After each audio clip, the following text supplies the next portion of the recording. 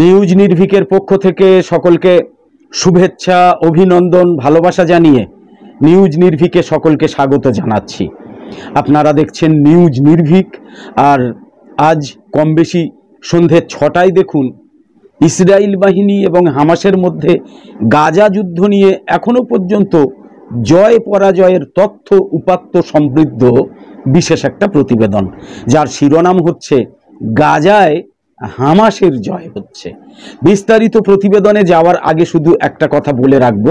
কথাটা হলো, আজকের এই বিশেষ প্রতিবেদনের ভালো মন্দ নিয়ে মন্তব্য করার সাথে সাথে কে কোন দেশ থেকে, রাজ্য বা জেলা থেকে মন্তব্য করছেন সেটা জানালে কিন্তু একে অপরের সঙ্গে একটা মানসিক বন্ধন তৈরি হবে আশা করি। যেমন আমাদের দেশ ভারতের কোন রাজ্য থেকে, অথবা আমাদের রাজ্য পশ্চিমবঙ্গের কোন জেলা থেকে দেখছেন, কিংবা প্রতিবেশী বাংলাদেশের কোন জায়গা থেকে দেখছেন, কিংবা মধ্যপ্রাচ্যের কোন দেশ থেকে বা কোন দেশের কোথায় থেকে দেখছেন, বা পাশ্চাত্য সহ বিশ্বের কোন দেশের কোথা থেকে কে দেখছেন, কমেন্টের সঙ্গে এটা যদি জানান তাহলে আমরা এবং আমাদের দর্শক বন্ধুরাও একে অপরের সঙ্গে একটা দৃঢ় বন্ধনে আবদ্ধ হতে পারবো বলে আশা রাখি। আর নিউজ নির্ভীকের পক্ষ থেকে সব কমেন্টেই রিপ্লাই দেওয়া তো হবেই। ভাবনাটা কেমন সেটাও কমেন্টে জানাবেন আশা করি। এবার প্রতিবেদনে ফিরি। ইসরায়েলের গাজা যুদ্ধে কে জয়ী হচ্ছে এই নিয়ে আগে খানিকটা ধোঁয়াশা থাকলেও এখন কিন্তু ধোঁয়াশা ক্রমেই কেটে যাচ্ছে, এবং সেটা বিশ্বের তাবর তাবর সংবাদ মাধ্যম, মানে এটা আমাদের নিজস্ব কোনো কথা নয়, বিশ্বের তাবর তাবর সংবাদ মাধ্যমে তাবর তাবর বিশেষজ্ঞ, তাবর তাবর বিশ্লেষকদের কথাতেই কিন্তু উঠে আসছে। খোদ আমেরিকা যুক্তরাষ্ট্রের বিখ্যাত ফরেন অ্যাফেয়ার্স সাময়িকী বলেছে এই লড়াইয়ে আসলে জয় হচ্ছে হামাসের। অন্যদিকে গত শুক্রবার সম্প্রচারিত এক ইসরায়েলি টেলিভিশন জরিপে আবার বলা হয়েছে দেশটার 51% মানুষ বলেছেন হামাসের বিরুদ্ধে তেল আবিবের সম্পূর্ণ বিজয় অসম্ভব। আর এই সময়ে বেঞ্জামিন নেতানিয়াহুর গাজা যুদ্ধের বিষয়ে খোদ ইসরায়েলেই জনমত তার বিপক্ষে চলে যাচ্ছে।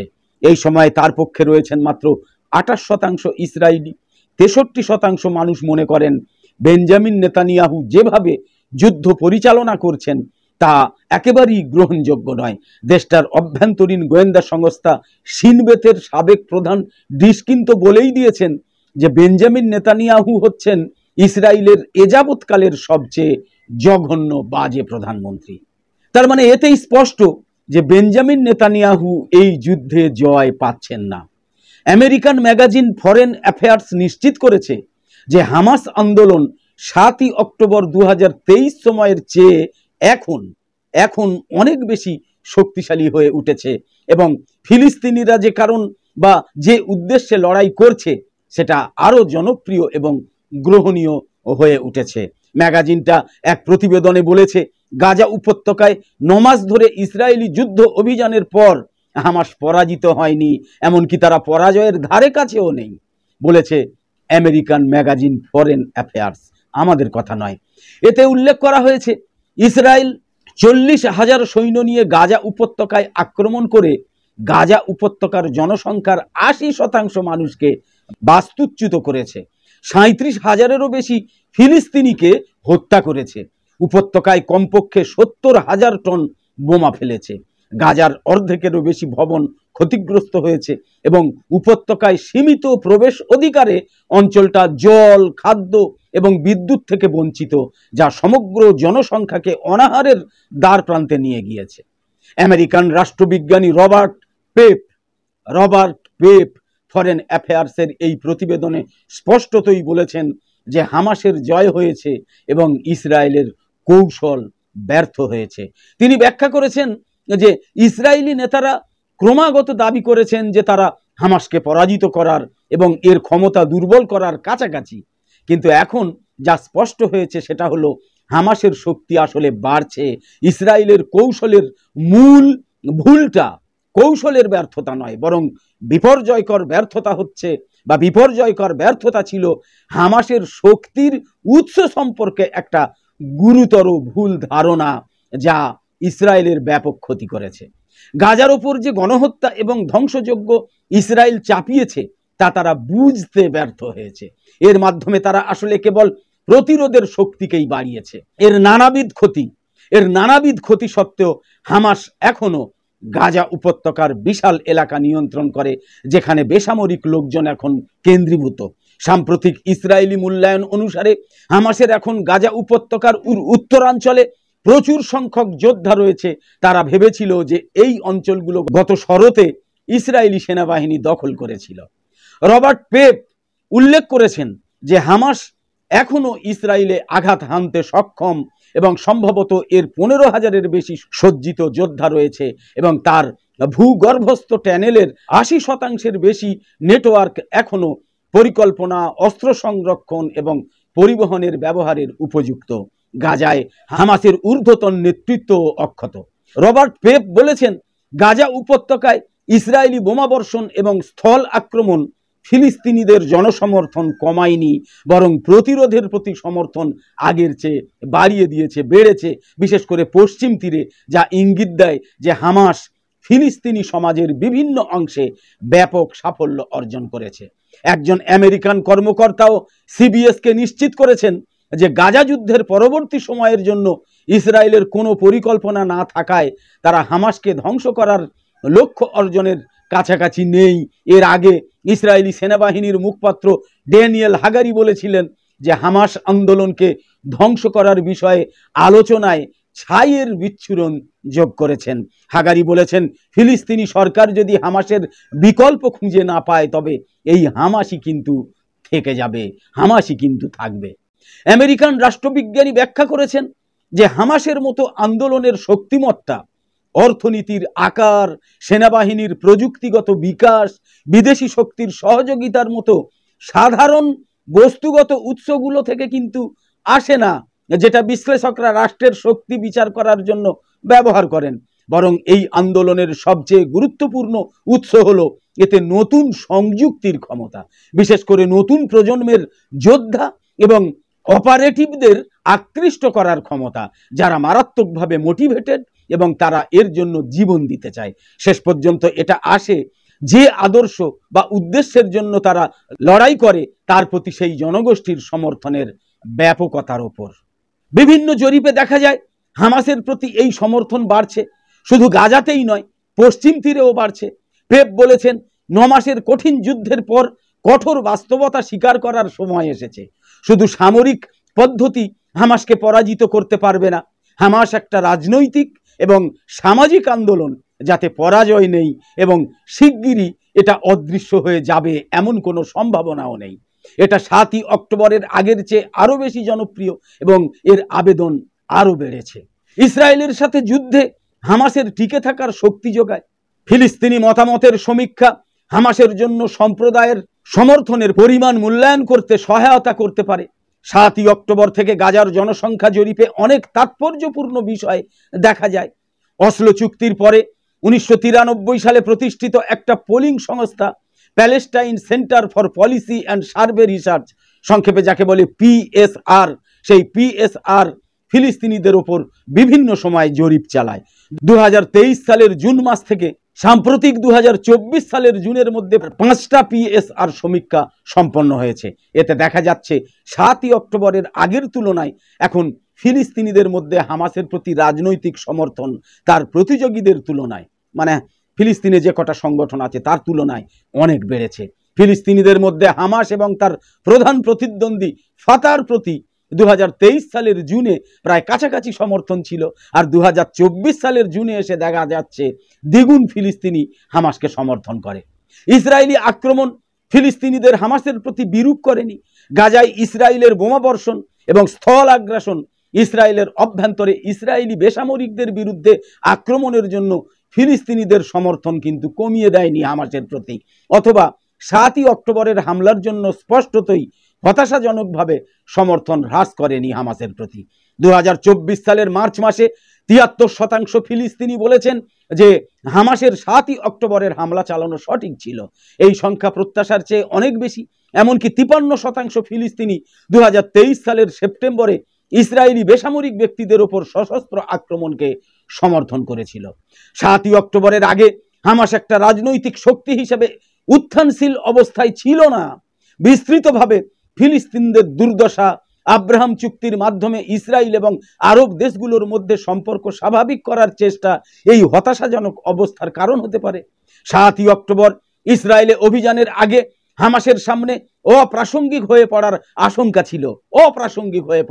আশঙ্কা ছিল। ফিলিস্তিনিদের সামনে দলটাকে সমর্থন করার কারণও ছিল কম। আর 7ই অক্টোবরের পর হামাসের প্রতি ফিলিস্তিনিদের সমর্থন বিস্ময়করভাবে বেড়েছে, যা ইসরায়েলের নিরাপত্তার জন্য মোটেই কিন্তু ইতিবাচক নয়। হ্যাঁ, ইসরায়েল গাজায় হাজার হাজার হামাস যোদ্ধাকে হত্যা করেছে, এটা কিন্তু সত্যি কথা। কিন্তু বর্তমান প্রজন্মের যোদ্ধাদের এই ক্ষয়ক্ষতিগুলো ইতিমধ্যেই হামাসের প্রতি সমর্থন বৃদ্ধি করেছে এবং পরবর্তী প্রজন্মকে আরো ভালোভাবে এর প্রতি আকৃষ্ট করছে। নতুন প্রবাহ কার্যকরভাবে আসার আগে পর্যন্ত সব লক্ষণ ইঙ্গিত দেয় যে হামাসের বর্তমান যোদ্ধারা সম্ভবত যে কোনো ইসরায়েলি লক্ষ্যবস্তুতে আঘাত করতে পারে। ইসরায়েলের বিরুদ্ধে দীর্ঘস্থায়ী গেরিলা যুদ্ধ চালাতে তারা আগের চেয়ে অনেক বেশি সক্ষম। ইসরায়েল গাজায় ফিলিস্তিনিদের ওপর যে ভয়ঙ্কর শাস্তি নামিয়েছে তা নিশ্চিতভাবেই অনেক ফিলিস্তিনিকে ইহুদি রাষ্ট্রের প্রতি আরো বেপরোয়া হওয়ার দিকে চালিত করছে। এই প্রতিক্রিয়ায় লাভবান হচ্ছে হামাস কেন? ইসরায়েলিরা গাজার বিশাল অংশকে সমতল করে দিয়েছে এবং অনেক লোককে হত্যা করেছে, যা প্রতিরোধের জন্য একটা অনুকূল ব্যাখ্যা তৈরি করে এবং হামাসকে আরো সমর্থন পেতে সাহায্য করে এবং করছে। আমেরিকান মনোবিশ্লেষক এডওয়ার্ড বার্নেস উল্লেখ করেছেন যে প্রোপাগান্ডা, ভয় এবং ক্ষোভ তৈরি ততটা কাজ করে না যতটা এই আবেগগুলোকে সুনির্দিষ্ট উদ্দেশ্যগুলোর দিকে পুনর্নির্দেশিত করে ফল লাভ করা যায়। হামাসের প্রচেষ্টা এই কৌশলের একটা প্রধান উদাহরণ। যুদ্ধ শুরু হওয়ার পর থেকে গাজা এবং ফিলিস্তিনি জনগণের গ্রহণযোগ্য ভবিষ্যৎ পরিকল্পনার অনুপস্থিতি ফিলিস্তিনিদের প্রতিরোধের দিকে নিয়ে গিয়েছে বৃহত্তর সংখ্যায়। ইসরায়েলি নেতারা 7ই অক্টোবরের আগে যেমন একটা কার্যকর রাজনৈতিক পরিকল্পনা বাস্তবায়নে অনিচ্ছুক ছিল, এখনো তার বিপরীত কিছু কিন্তু দেখা যাচ্ছে না, সেই আগের মতোই তারা আছে। এতে মনে হতে পারে যুদ্ধ চলতেই থাকবে, আরো বেশি ফিলিস্তিনি মারা যাবে, আর এটা ইসরায়েলের অস্তিত্বের প্রতি হুমকি কেবল বাড়াবে। এটা কিন্তু অস্বীকার করার কোনো উপায় নেই। গাজায় ইসরায়েলের ব্যর্থতার কথা শুধু যে বাইরের বিশ্লেষকরা বলছেন এমন নয়, একই বক্তব্য আসছে ইসরায়েলের ভিতর থেকেও। টাইমস অফ ইসরায়েলের কলামিস্ট জো ফ্রান্সম্যানের সুরও ওই একই রকম অভিন্ন সুর। চ্যানেল 13 নিউজকে দেয়া এক সাক্ষাৎকারে আইডিএফ এর প্রধান মুখপাত্র ড্যানিয়েল হাগারিও বিদ্যমান চ্যালেঞ্জের প্রতি ইঙ্গিত দিয়েছেন। তিনি বলেছেন, আমরা হামাসকে নিশ্চিহ্ন করতে যাচ্ছি, এটা বলা মানে মানুষের চোখে ধুলো দেয়া, মানুষের চোখে বালি দেয়া। আমরা যদি একটা বিকল্প প্রদান না করি তাহলে শেষ পর্যন্ত আমাদের সামনে কেবল হামাসই থাকবে। ইসরায়েলি সেনাবাহিনীর chief of staff lieutenant general Herzi Halevi গত মাসে অনুরূপ কথাই বলেছিলেন, ঠিক ওই কথাই বলেছিলেন। তিনি উল্লেখ করেছিলেন যে আমরা এখন আবার জাবালিয়াতে কাজ করছি। যতক্ষণ পর্যন্ত হামাস নয় এমন একটা গভর্নিং বডি গড়ে তোলার জন্য ছিটমহলে কোনো কূটনৈতিক প্রক্রিয়া না হচ্ছে, হামাসের অবকাঠামো ভেঙে ফেলার জন্য আমাদের একটার পর একটা জায়গায় বারবার অভিযান চালাতে থাকতেই হবে।